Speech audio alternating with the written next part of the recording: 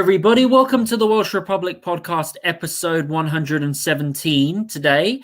And I am here with my guest, Laurie Spencer. She's coming on my show for a second time. How are you doing today, Laurie? I'm great. It's great to be back, Welsh. Thanks for having me. I heard a report that the director of the CIA at the end of the year is planning to do one result. Of course, take this with a pinch of salt because you never know, what goes online. There could be fake news that can be spread from both the left, the right, and the middle. And he was talking about, potentially, them like sending rockets into Crimea to take Crimea back from Russia, like actually going on one last assault to take back Crimea. What is your opinion toward that, Laurie? I think that would be a fatal error. I don't think that they should even try that. And, there's a reason that NATO hasn't made any big military campaigns on Crimea or even around Crimea in the sea. It's a very bad idea. Russia has that area heavily fortified. And as my friend Kevin Michalitzi has told me, most of Crimea is one big military base. There's a huge concentration of Russian Navy, Russian troops all across Crimea and the peninsula. So I wouldn't try that if I were you. It's not a good idea. There's a reason they haven't, What other information did he share to you that was very interesting? I thought the most interesting thing was, when we talked to Kevin, we expected to hear that the Russian people were frantic, that they were concerned about their government being overthrown or, a military response. And the way Kevin put it to me was that life goes on as normal.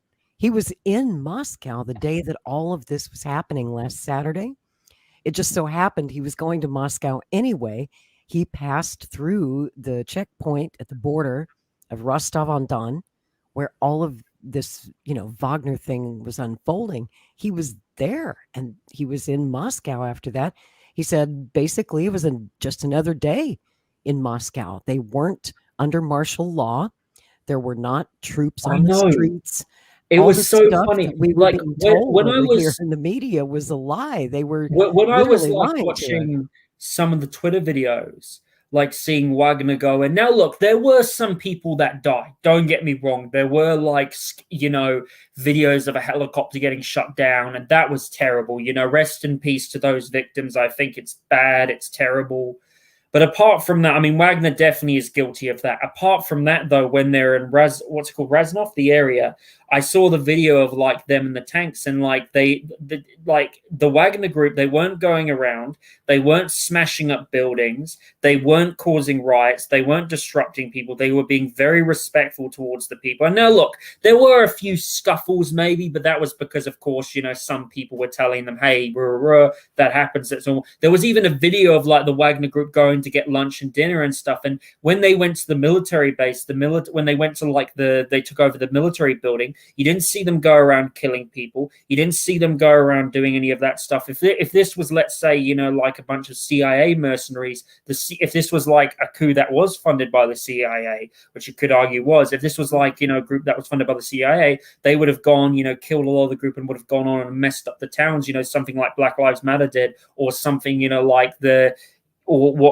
Ukrainian, group, like the Maidan, the Maidan, or Libya, or Syria, or Vietnam, just pretty much all those inside jobs in history. It just shows you that. Right. And Scott Ritter opines that the CIA may have had a hand in manipulating Prigozhin, and I think that's an interesting theory. Would make a lot of sense that the attack on his camp that got him so upset in the first place probably was not the Russians attacking the camp. It might have been Ukrainians or some of our guys. Did you think that was Russians who attacked him, or do you think it was Ukrainians? And do you think that a lot of the Western media was lying to Prigozhin? Do you think they were lying a lot to him, trying to manipulate him? Yes, I do. I do not believe that the Russians attacked the Wagner camp. It doesn't make sense. It makes about as much sense as the Russians attacking their own pipeline or attacking their own dams. It just doesn't make sense to attack the fighting force that you depend on so much. So I do not think that Russia did it. Russia has denied that they did it. But yet no one has come forward to claim responsibility for that attack. And that in itself makes me suspicious. It makes me think, maybe this is a CIA job. And that's just the sort of false flag operation that you would expect from the CIA to attack Prigozhin's camp and feed him, bullshit through various sources to make him think that Russia was responsible in some way. And then they could manipulate what they thought was going to be a coup or a regime change in Russia using the Wagner forces to do it. But what they didn't count on was that most of the Wagner forces remained loyal to their country, to their leader, and to Russia. They weren't about to get involved in such a thing. And What over do you here think? in the West, we were being told this big lie that Oh yeah, absolutely. There was another news 50,000, they were article. saying like Wagner's got 50,000 men coming to Moscow. And then that number started to shrink. And there was, actually 30,000. Oh, okay. 20,000. Then 10,000. Then eventually they settled on the number of 5,000 troops that were headed towards Moscow last Saturday. And as that was unfolding, Welsh, I was, on that big Twitter space with Mario Nawfal watching it all unfold. And I was thinking to myself, you're dreaming if you think you're going to take Moscow with only 5,000 men.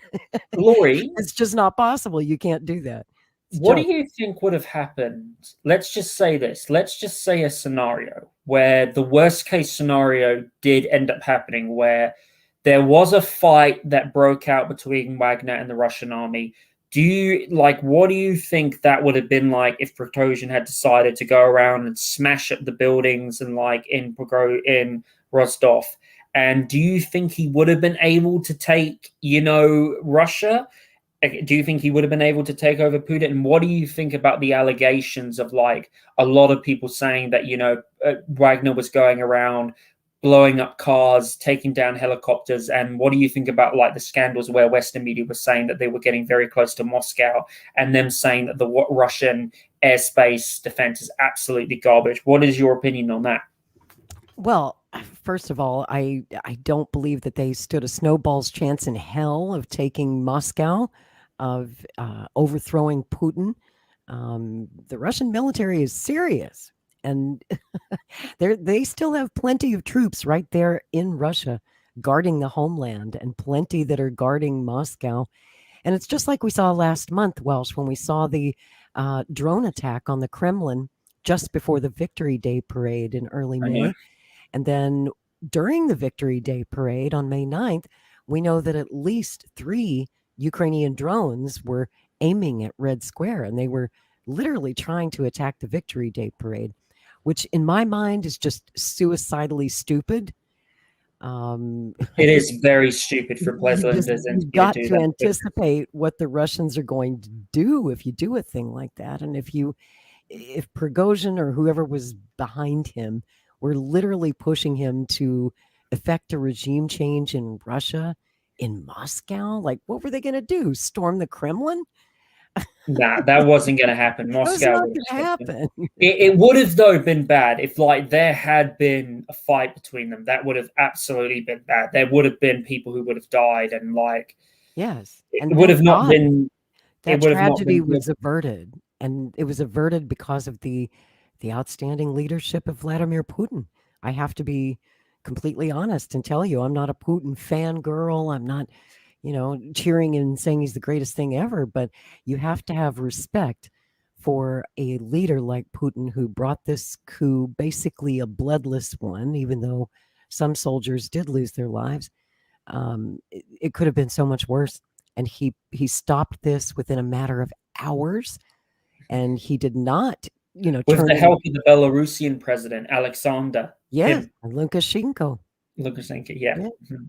Mm-hmm. Do you know, I actually read something about Alexander, that the WEF Bank actually offered Alexander money to actually put his country into lockdown, and he refused. He said, nah. And actually, funny thing is, I didn't know this. Belarus was actually a country, they might have had 1 or 2 lockdowns, but they actually didn't go into strict lockdown. Life continued, and they said a lot of people were dying in Belarus. And you look at the videos, no, there were people still living and all that stuff. And Belarus is quite a good-looking country. You know, it's thriving economically. It's getting stronger, and you know they've got nukes too, which is going to be. I mean, if Poland or Hungary try to do anything, but going back to that, Laurie, like when you see Vladimir Putin like being able to handle like, especially when the Western media is labeling him as this crazy man. When you see like Vladimir Putin being able to handle the coup situation, okay, I'll put a scenario for him. Let's just say, like how he was able to handle the coup situation with the Wagner Group and how he's been able to handle the drone attack and stuff, like whether it has been an assassination attempt on him. What is your opinion towards Putin, like being able to handle that? And what do you think would have happened if you had something like that, let's say, happen in the United States, where you had a far left group, let's say, take the Capitol building or take like 5 Capitol buildings in the United States, and they were a really powerful group, a really powerful military group? Do you think if it happened in the United States, it would be like civil war? And do you think they would be as tolerant, and as good as the Russians? Or do you think they would go around smashing up buildings? And do you think the United States would end up going into civil war? Well, look what happened on January 6th, right? I mean, we have, how many people have we thrown in prison on long prison sentences for merely being at the Capitol, even if they didn't break any serious laws other than trespassing or unauthorized access? The only person who got killed on January 6th was a unarmed female protester named Ashley Babbitt. In Russia, when you compare that and look at Putin's response so far as I know, Putin hasn't thrown anybody in the gulag. He hasn't gone full Joseph Stalin, which is what the West was expecting him to do. They thought he was going to have these guys in front of a firing squad, right? Their acts were, in my mind, treasonous. And many say that Putin isn't being tough enough on the Wagner rebels. He's called them mutineers. He considers this a mutiny, and the punishment for that should be very, very severe. And it seems to me he's taking a pretty steady and gentle hand with this whole thing, really. We have yet to see how their cases will play out in the courts, but at least he's giving them a court date and a fair trial. When is the court date going to be? No idea. But we do know that most of the Wagner forces, I believe, are just signing up, with the regular Russian military. They've made it clear that they were not on board with Prigozhin's coup. They wanted nothing to do with that. They remained loyal to Russia. So to my mind, this really sounds like a small group of troublemakers. Kevin's estimate was less than 1,000 men were involved in that rebellion. And from what I've seen, that sounds about right to me. I'd say this was not 5,000. It certainly wasn't all 50,000. I think we're probably talking less than 1,000 guys. Fair enough. Well, that's pretty interesting. So after, what is your opinion on the article that was done? I think it was done by The Atlantic, maybe, where that girl was saying that this was going to be the next Russian civil war. What was it called? What they called at the time? It was the Anne Applebaum piece. Is that the one you're talking about? Yeah, the Anne Applebaum piece. What is your opinion towards that? Like saying it was going to be the next, what's it called? The next TAAR. Wishful thinking. On her part. Right. It's amazing to me, Welsh, how these Western pundits and so-called journalists, especially last Saturday while the event was unfolding, I don't know if you were listening to that big Twitter space with Mario Nawfal, but there were a lot of Western propagandists on there, pro-Ukraine and pro-NATO propagandists, guys like Malcolm Nance. And of course, they were just practically masturbating during this thing. Like, we finally got him. We finally got him. We're finally going to get Putin. And then they didn't. And it was really funny, actually, to watch their narratives fall apart. I thought some of them were going to cry while we were on the Twitter space. When that convoy stopped outside of Moscow city limits and they negotiated a peaceful ending to this whole thing, There were so many of these warmongers just disappointed. I thought they were going to cry. They were denied the coup that they lusted for so much. It was absolutely insane, but Russia and I really approve Putin. I think he really did a good job handling it, because I don't think anybody in the West, I think if this scenario happened in the United States, you would have had, basically, I'm talking like about a scenario that was worse than, like the six, like even worse, just as crazier, and I think United States, you would have seen, people die. It would have ended up potentially having civil unrest, basically like Black Lives Matter, but even worse, the United States. Yeah. And, the fact you can see people in, the streets cleaning it up, the fact, that those tank drivers were respecting the cleaners is just, you wouldn't see that in the West. They would get shot, the cleaners, if they try to like go against a far left group, or, it was the cartels. Speaking of that, Laurie, where do you see this going on? Because I have heard, so what is your like a full opinion on this? So a lot of people are saying the Wagner coup was like, basically some people say that Prigozhin and Putin were working on this together. It was an inside job. They were doing this, to work together to pretty much, can you hear me all right, Laurie? Yep, loud and clear. You're good. Sorry, I thought my thing was acting a bit strange. They were basically, let's just say, a lot of people say that they were working together, that this was an inside job. And a lot of people say that, especially, with Alexander, the president of Belarus, came out of nowhere and then pretty much, didn't come out of nowhere. He pretty much made a deal. Some people have a theory because, of course, Wagner now has been moved to Belarus. Some people have this theory that Putin is going to use this as a thing, to somehow, take down Belarus, to somehow, march Wagner into Poland. And especially Poland right now is getting a bit worried. And there's rumors that Poland are going to get nukes. What is your feeling on the conspiracy? Do you believe it's true? And do you believe that Wagner would go after Kiev or no? Well, I don't subscribe to that theory that this was some sort of inside job, between Putin and and Wagner. I don't see that.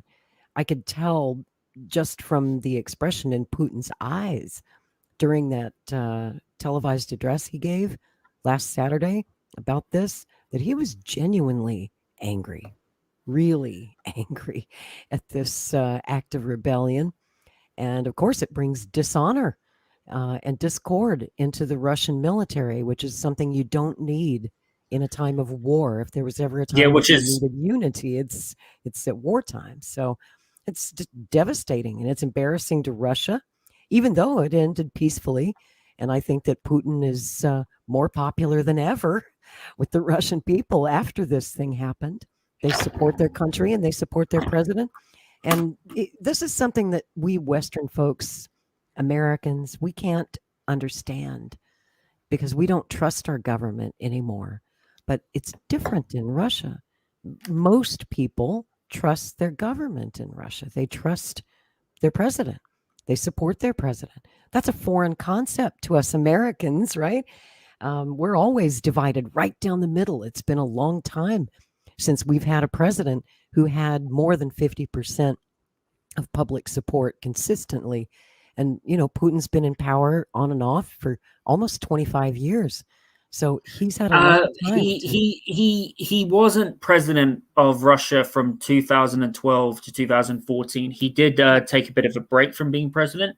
Yeah, right. And of course, now they've changed the Constitution so he can hold as many terms as he gets elected to. And he's up for re-election again in, I think, next March of 2024. And I think he'll win his election once again by a large margin.